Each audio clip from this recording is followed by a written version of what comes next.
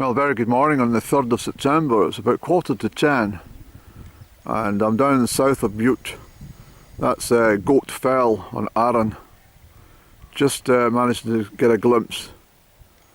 Very much west coast weather, I'm afraid. It's damp, dreary, miserable, but it's beautiful. And that's all that counts. I've come out on this random visit to a place called St Blane's Kirk. Excuse the wheelie bins, I can't help that.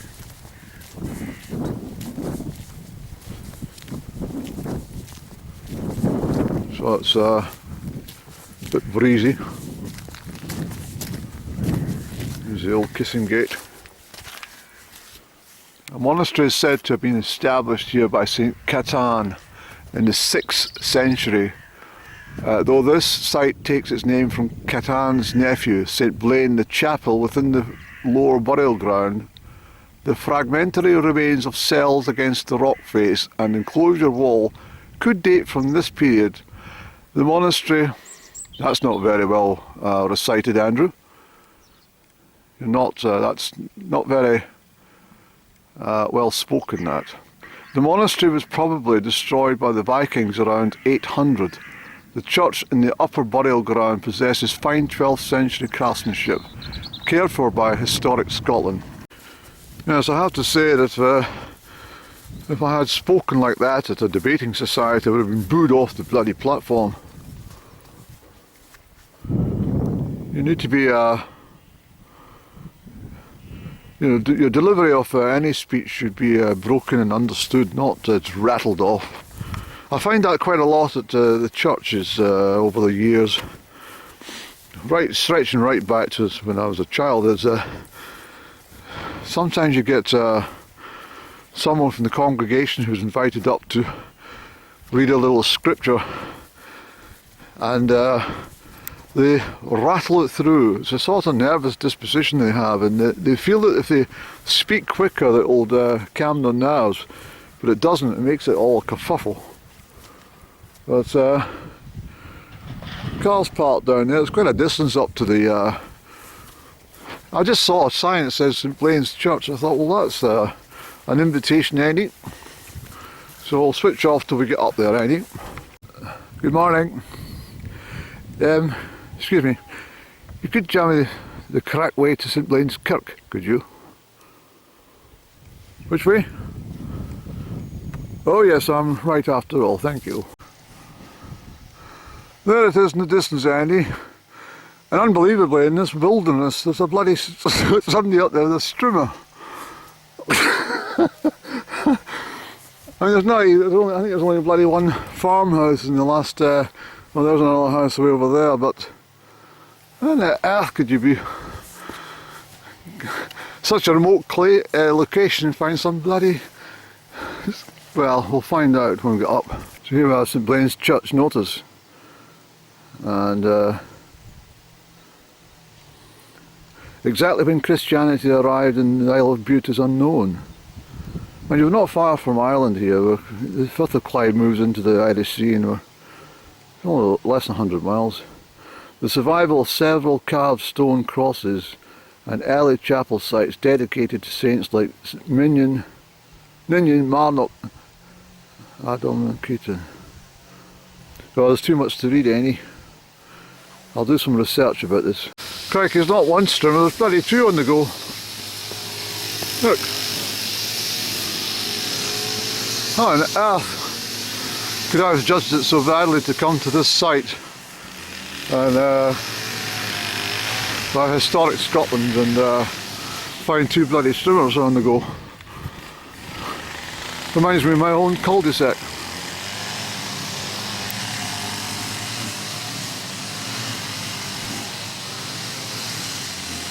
The parish of Crieff House in Crieff, that's probably where it comes from. A lot of Christianity, a lot of Christian associated names in the town of Crieff. Unbelievable, and this is noisiest one of all, the bloody hedge sort of blower, grass blower, leaf blower. There's another chap down there. Early 12th century. The part of the church where the lay folk often came worshipped. Prepared in 1896 by the 3rd Marquess of Bute. Note the course inserted by the architect Robert Weir Schultz to indicate the division between the old and new masonry. Yes, we can see that clearly.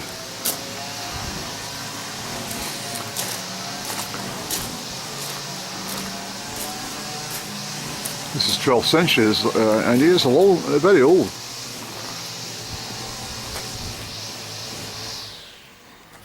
Now we're going to have a tea break, chaps. Please. Give me some damn peace. Tea's up. Scones and coffee.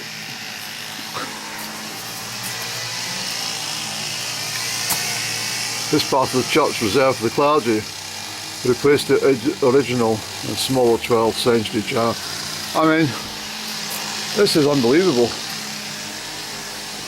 We've had monks and priests and everybody standing in this place, speaking out to the lower sorts next door.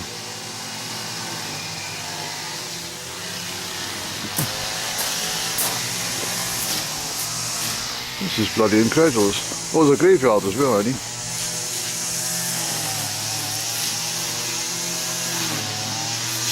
Well, at least they're cutting it, Andrew.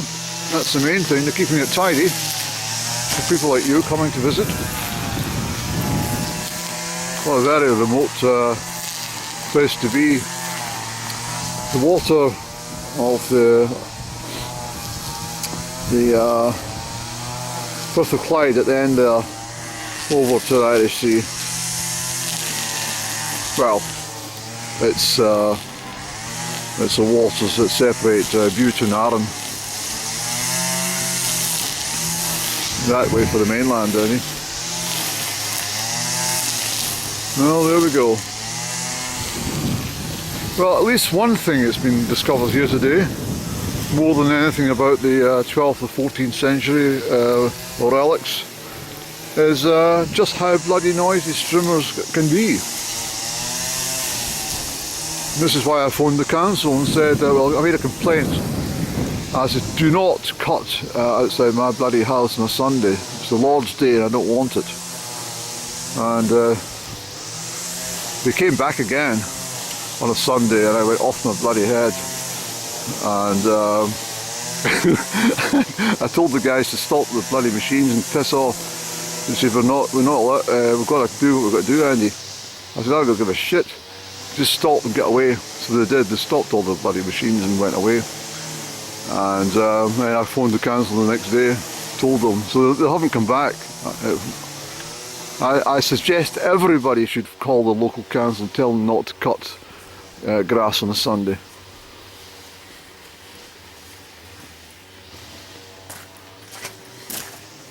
Right, Andy. We'll come to St. Blane's. Let's say a little prayer. There's some engraving in there. I don't know if that says 1279 in there. Yeah, but somebody's,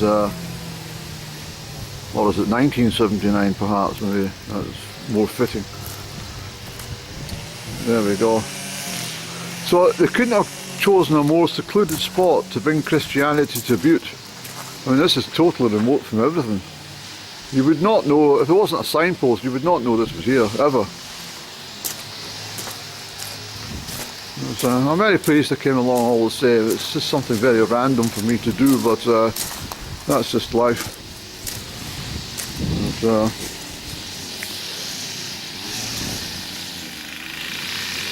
I've done that job, trimming grass. It's a bloody hard thing to do. It's your bloody muscles in the back and shoulders absolutely ache.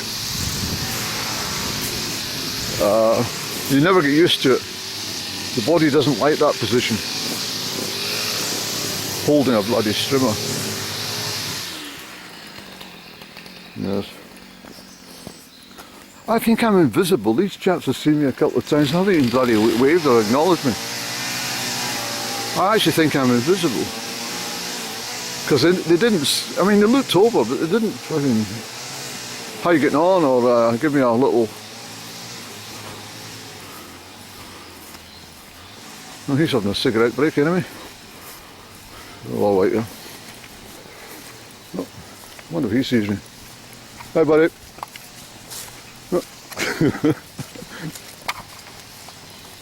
Well, we'll have a chat with the second one. I'm obviously not invisible after all, so it's a bit of a blessing actually.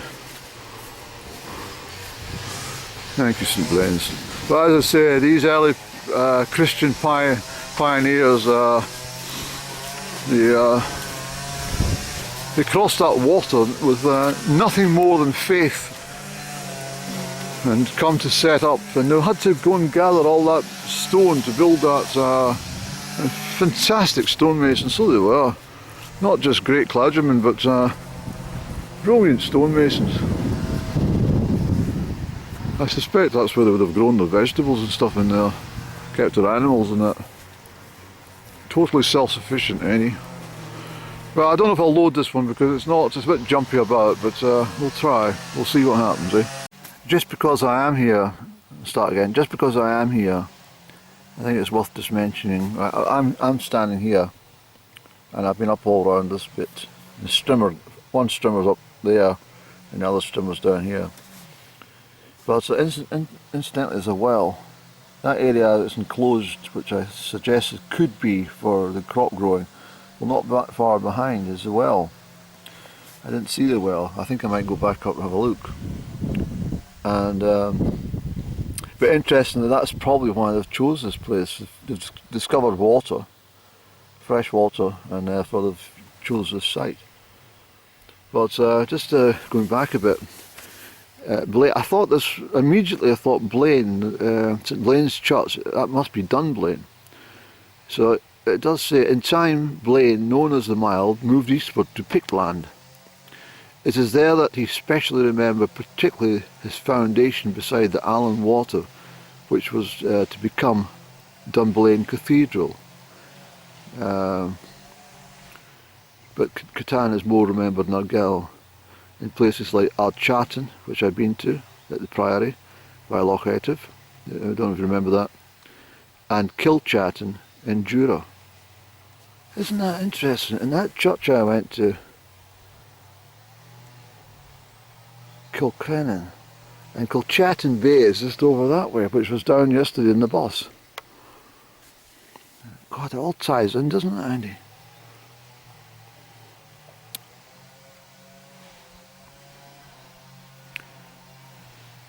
I'm going to have to come back here on a very, very sort of May day, the 15th of May 25. Let's come here, Andy.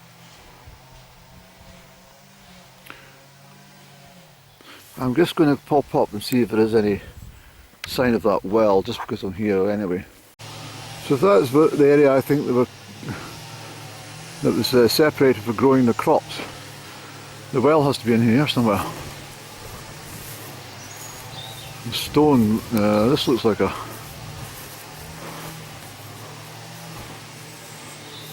This is the well, Andy. It is. That's brilliant, Andrew.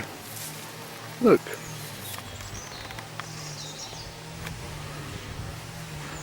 So they've chosen this specially for the fresh water. Obviously it's all sort of got debris and grass and stuff in there, but nevertheless the water still would have been flowing.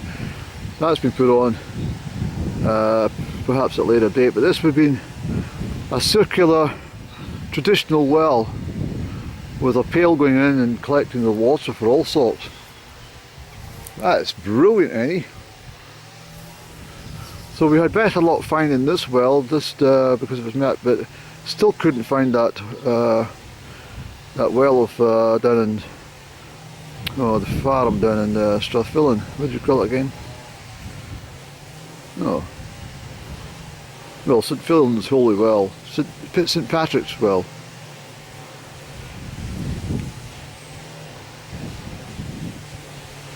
Look at the feather just sitting there, Annie. It's a little blessing from the angels. So the water source comes through off the mountain there.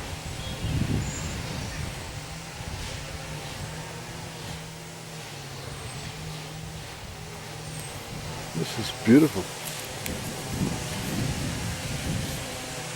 Okay, let's get the hell out of these. Guys obviously don't ever have a tea break. Actually, let's throw in some silver.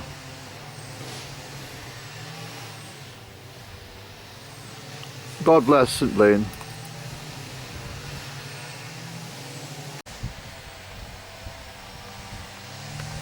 Alright, so it's worthwhile going back up the hill, Annie. I'm glad you put the correct footwear on today. But there's a email address for sending photographs of the wall. They said they're trying to collect a whole image file of every time someone visits to take a photograph of the wall, that wall for the garden I think it is, and they send it to this particular inbox. And I thought, well, I'll do that, so I think I will just send it and say, well, thanks very much, and here's the picture that I took on 3rd of September 2024. But I'm going to come back springtime. I think I owe it to this at Blane. And to think that, I mean, imagine, the Vikings did, when the Vikings came over, they took bloody stole everything, didn't they? And if it wasn't the Vikings that wrecked things in Scotland, you know, what, 800 years later, the bloody Jacobites, you know, torched everything. They did, they burnt everything. They burnt Crieff to the ground, Blackford to the ground, Muthil. They really did, and all the public records that were held for centuries were all bloody destroyed. It's another damn thing these bloody nationalists don't tell you.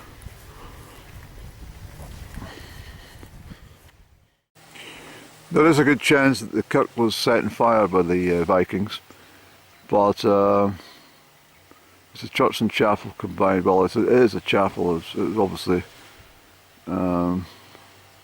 we were not a Protestant country back in the 12th century. We were under the domain of Rome.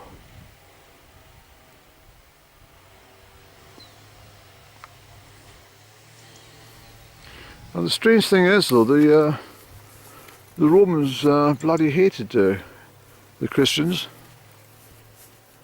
and particularly hated the Jews. The Roman Empire, like the Ottoman Empire, bloody collapsed. Just they became too big for their bloody boots. And as soon as they got to Britain, it was just a step too far. Particularly they got to Scotland. I think they exhausted their armies and their funds, because back home in Rome, of course, they were all bloody living it up. Wines and baths, you know, sunken baths, drinking wine and having bloody orgies while their, you know, soldiers were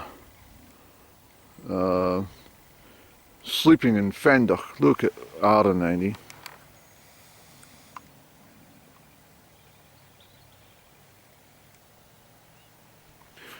Yes, the centurions of Fendach.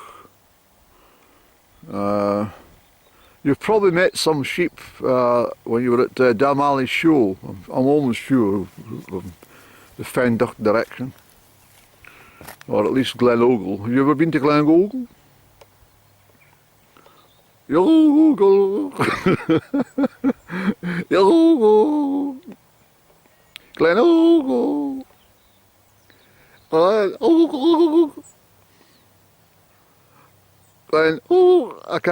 I try to yodel, but yodel's something you need to do from a child. It's not something you learn in adult life. It's like languages, and you disagree, do you? I think you shook your head to say, no, I don't believe you, Andrew. Well, anyway, good to meet you, and I'll see you sometime. I'm coming back in the month of May. I expect you two to have some children by your side. Yes. I look forward to meeting you again. For now, thumbs up, bye bye. Let's go, Andrew. One thing I've found from I came up to this kirk is the weather's completely changed since I made my prayer. Look. The rain and drizzle have gone. The rain's away, and I'm away. Bye bye to you, both of you. And old Huffy Pot's over there. Right, Andrew, let's go. We've got a long journey ahead of us. We've got about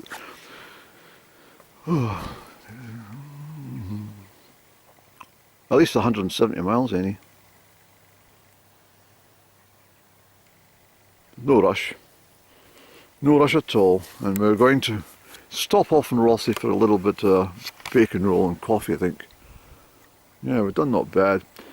And of course we need to get to the other side of the island. That's not the direction we're going. We're going that direction.